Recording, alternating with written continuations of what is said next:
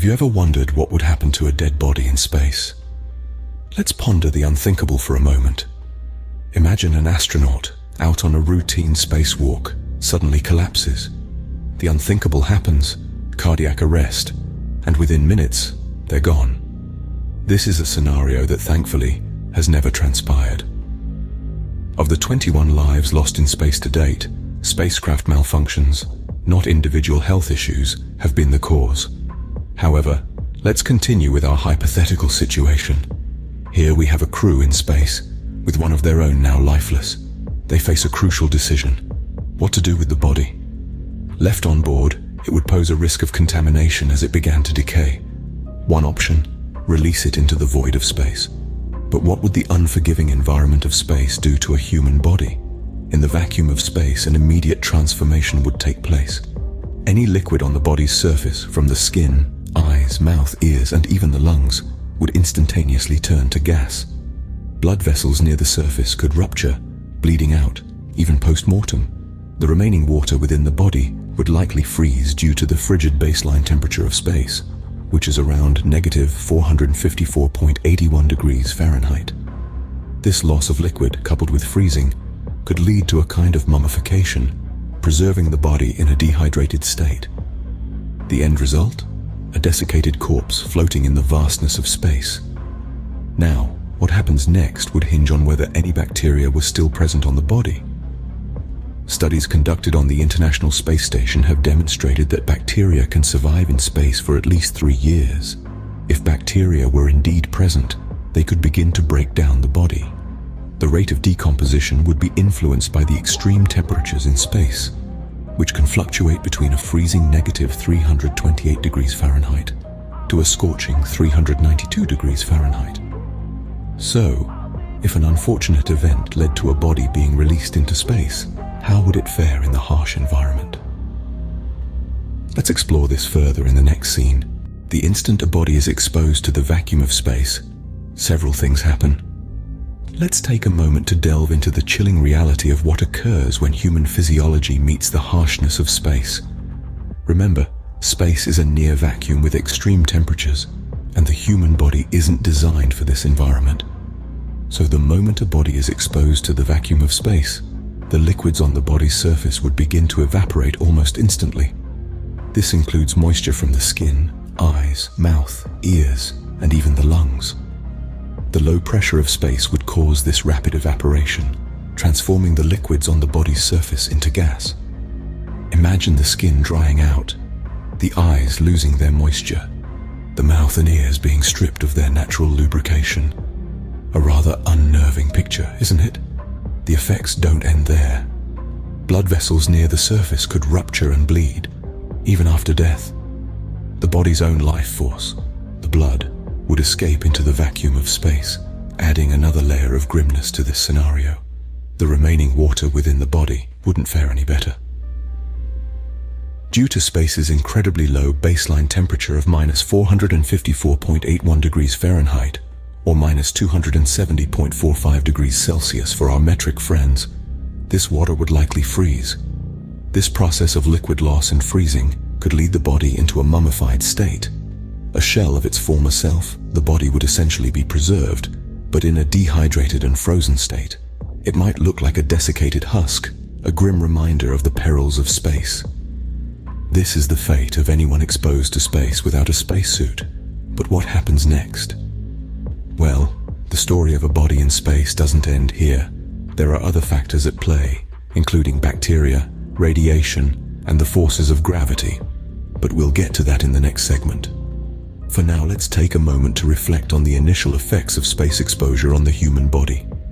It's a stark reminder of how vital our protective gear is when venturing into the final frontier. If any bacteria were on the body, they could survive for years and start to digest the body. Now that's a chilling thought, isn't it? Yet, it's a possibility. Research conducted on the International Space Station has shown us that bacteria can indeed survive in space for at least 3 years. So, if any bacteria were present on the deceased astronaut, they could potentially start the decomposition process, slowly breaking down the body. Space is not always a deep freeze. In fact, temperatures can fluctuate dramatically.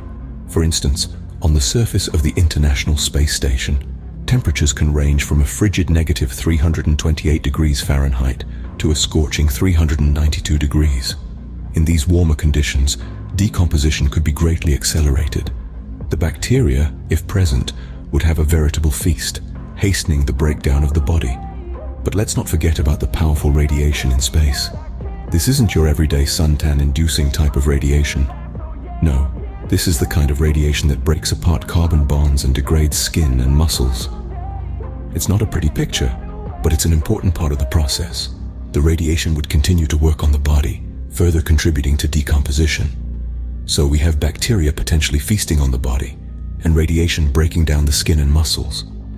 Yet the body isn't just left to decompose. The extreme conditions in space would likely result in a sort of mummification, the body dehydrated and frozen. It's a strange and eerie thought, a body preserved in such a way, floating through the vastness of space. But what happens to the body after it starts decomposing? The journey of a body in space doesn't end with decomposition and radiation. There's still a lot to consider, like the body's final destination and the potential risks it may pose to other objects in space. We'll delve into these aspects in the next part of our exploration. So stay tuned as we continue our journey into the unknown. But what happens to the body after it starts decomposing? Once jettisoned from the spacecraft, the body goes into orbit.